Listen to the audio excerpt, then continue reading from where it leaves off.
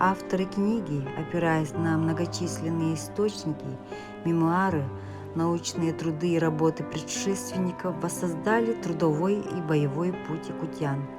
24 героев Советского Союза и одного героя Российской Федерации, 5 полных кавалеров Ордена Славы, проявивших беспримерное мужество и отвагу в годы Великой Отечественной войны. В книге помещены также очерки о летчиках и о первых героях Советского Союза, с чьими именами связан самый трудный этап довоенного развития авиации Якутии. Книга предназначена для широкого круга читателей.